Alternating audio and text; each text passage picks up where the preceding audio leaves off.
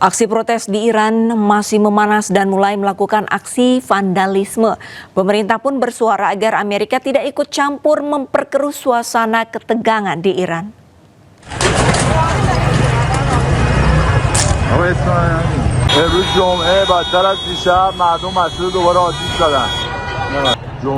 Ratusan warga berunjuk rasa di jalan-jalan Teheran, Iran menyusul kerusuhan yang sudah terjadi selama beberapa hari terakhir.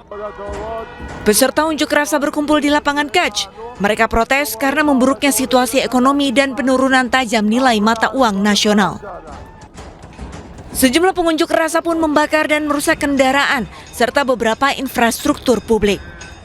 Diketahui kerusuhan di Iran meningkat di tengah ancaman Amerika Serikat untuk menghukum Teheran atas potensi tindakan keras apapun.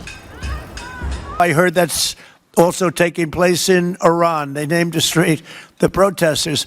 I just hope, just God bless them. I just hope the protesters in Iran are going to be safe because that's a very dangerous place right now. And again, I tell the Iranian leaders, you better not start shooting because we'll start shooting too. Sementara itu, para demonstran pendukung pemerintah berkumpul di berbagai kota di seluruh Iran pada hari Jumat waktu setempat untuk menyuarakan dukungan mereka di tengah meningkatnya protes nasional. Pemimpin tertinggi Iran, Ayatollah Ali Khamenei, menegaskan bahwa Republik Iran tidak akan mentolerir apa yang disebutnya sebagai penyabotase.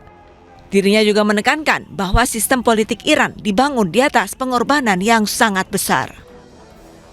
با خون چند صد هزار انسان شریف روی کار آمده در مقابل کسانی که تخریبگرند جمهوری اسلامی کوتاه نخواهد آمد مزدوری بیگانگان رو تحمل نمیکنه شما هر کی میخوای باش مزدور بیگانه که شدی برای بیگانه که کار کردی ملت رو مردود میدانه. Pemerintah Iran melalui Menteri Luar Negeri menyampaikan bahwa Amerika dan Israel berperan dan terlibat dalam kerusuhan yang berlangsung di Iran. Menurutnya ada upaya mengubah protes damai menjadi kekerasan.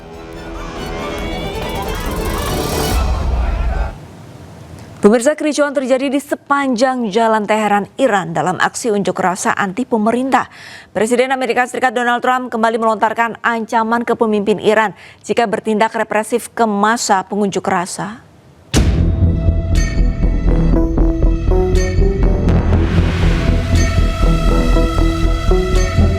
Para pengunjuk rasa turun ke jalan-jalan di Teheran pada Jumat malam di tengah pemadaman internet nasional penyusul kerusuhan selama beberapa hari terkait krisis ekonomi Iran. Otoritas setempat memutus akses internet untuk membendung arus informasi dan mengendalikan kerusuhan yang kian meluas.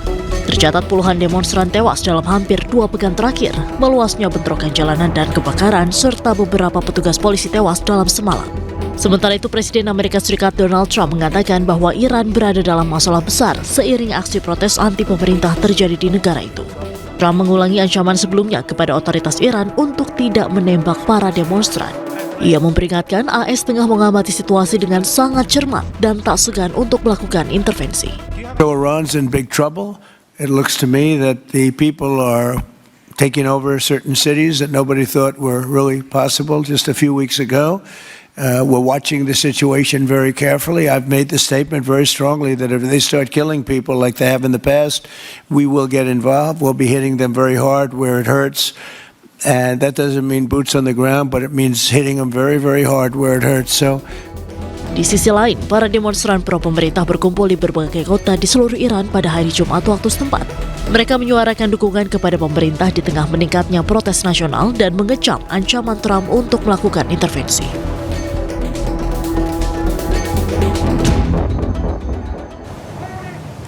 Di Gaza, 14 orang termasuk 5 anak syahid dibunuh tentara Israel. Sementara di tepi barat, pasukan Israel membubarkan pernikahan warga Palestina.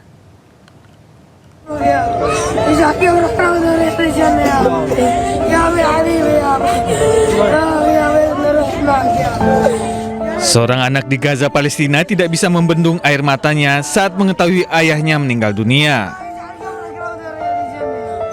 Korban diketahui syahid setelah diberondong peluru tentara Israel. Serangan Israel di Gaza menyebabkan 14 orang dinyatakan syahid termasuk 5 anak.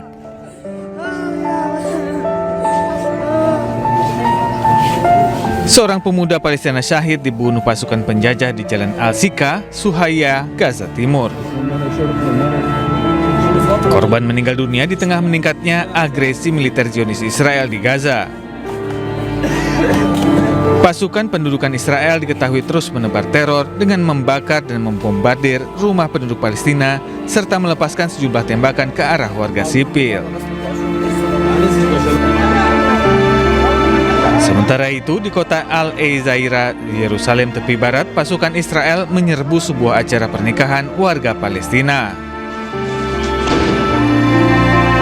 Untuk membubarkan acara pernikahan, penjajah melepaskan tembakan gas air mata dan melepaskan granat kejut. Selain itu, pasukan Israel juga menahan sejumlah pemuda Palestina, termasuk sang pengantin pria. Sejak perjanjian damai pada Oktober 2025, setidaknya ada 425 warga Palestina yang syahid dibunuh tentara Israel.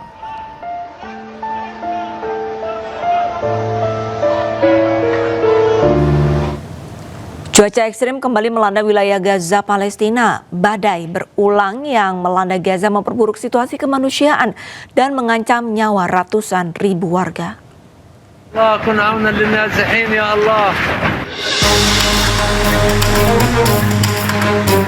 Cuaca ekstrim kembali melanda sejumlah wilayah di jalur Gaza, Palestina. Hujan deras yang disertai angin kencang menyebabkan banjir di sejumlah wilayah dan merusak tenda-tenda pengungsian. Ribuan warga terpaksa berlindung di balik bangunan yang rusak akibat serangan Israel. Sementara sebagian lainnya bertahan di tenda darurat yang tidak mampu menahan terjangan badai. Di Beit Lahia, Gaza Utara, sebuah dinding rumah roboh akibat angin kencang dan menimpa seorang anak. Insiden ini menambah daftar korban akibat cuaca ekstrim di wilayah yang infrastrukturnya sudah hancur. Sementara di kawasan Al-Muwasi, Khan Yunis, Gaza Selatan, jalan-jalan terendam banjir. Tercatat sekitar 500.000 warga Palestina kini hidup di tenda-tenda rapuh yang terbuat dari plastik dan kain seadanya yang tidak mampu melindungi mereka dari angin kencang dan cuaca buruk. Kerusakan infrastruktur juga memperparah keadaan karena air limbah turut membanjiri sejumlah kamp pengungsian saat hujan turun. Cuaca buruk juga melanda wilayah Istanbul, Turki dan sekitarnya. Angin kencang menyebabkan gangguan pada jalur transportasi.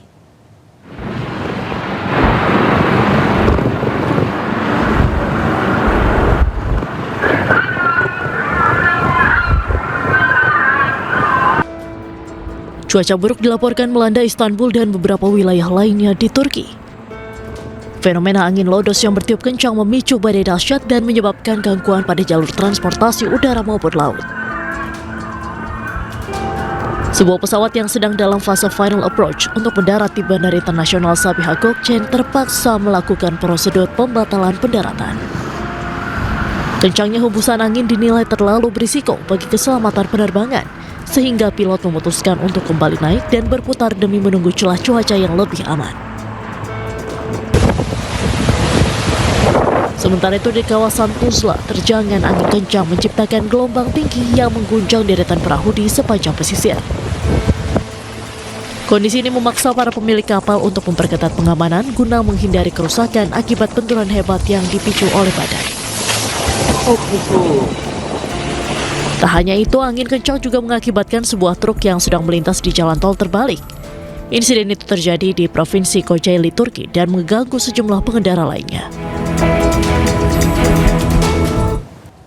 Masih di Ini Siang bersama saya Arlista Hadi. Pemirsa, kali ini saya akan membacakan komentar netizen di berbagai sosial media dalam segmen Jari Netizen terkait sejumlah topik yang menjadi sorotan masyarakat selama sepekan. Pertama-tama kita langsung saja baca komentar netizen dari official account iNews terkait komika Panji Pragiwaksono yang dilaporkan ke polisi usai menggelar stand up komedi bertajuk Mensrea. Ada dari @Fiona Refra, ia menyebut @dukung Panji, kemudian ada @ismiratunisa yang mengetik, apakah negara demokrasi seperti ini? Apakah mengkritik itu salah? Oke, selanjutnya ada dari @wiyosayogatama, di mana katanya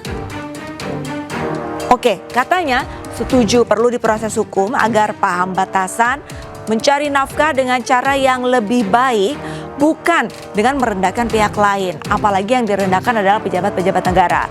Kemudian ada juga komentar dari @tribonejayapura. Awas, jangan terpancing situasi yang buat gaduh mereka-mereka saja. Ada situasi yang lebih penting daripada ini. Selanjutnya kita akan bahas tentang mantan Menteri Agama Yakut Kholil Kumas yang resmi berstatus tersangka dalam kasus dugaan korupsi kuota haji. Pertama, ada komentar dari @rahmadi3339 yang katanya alhamdulillah tunggu vonis berapa tahun penjara. Lalu ada juga komentar dari @buburayam_magi di mana nah gitu dong, sat-set nggak lama-lama udah jelas kok. Kemudian ada juga komentar dari @sayajore, Menteri Agama tapi tidak beragama. Waduh. Oke, ada juga komentar dari @kecildombi, Menteri Agama Tuhan pun dilawan. Astagfirullah. Oke, terakhir yang menjadi sorotan netizen adalah tentang seorang perempuan yang bercosplay menjadi pramugari dan nekat naik pesawat beneran. Ada nih komentar dari @Daniel Budi. Semoga tercapai cita-citanya kelak, kalaupun enggak semoga dapat pekerjaan yang lebih baik. Tapi komentar dari @AnangALX, semoga apa yang dicita-citakan tercapai dengan jalan yang lebih elegan dan bermartabat. Ada juga komentar dari @the.masarif yang membaca kisahnya di caption, saya merasa kasihan sungguh katanya. Kalau komentar dari @nwaryono56 turut prihatin, ada cita-cita yang tulus namun tidak lulus, tetap semangat. Nah, itu dia tadi sejumlah komentar warganet dari official account iNews yang menanggapi beberapa kasus yang menarik perhatian publik selama sepekan ini. Oke, selanjutnya kita beralih ke informasi mengenai ditinggal penghuni. Sebuah rumah mewah terbakar. Kerugian diperkirakan miliaran rupiah.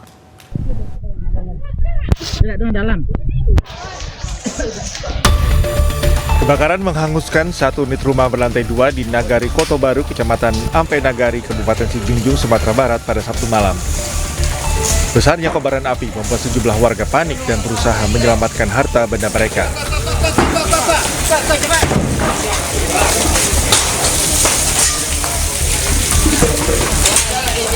Hingga Sabtu malam, polisi masih melakukan penyelidikan penyebab terjadinya kebakaran. Dugaan sementara, kebakaran disebabkan korsleting listrik dari lantai 2 rumah.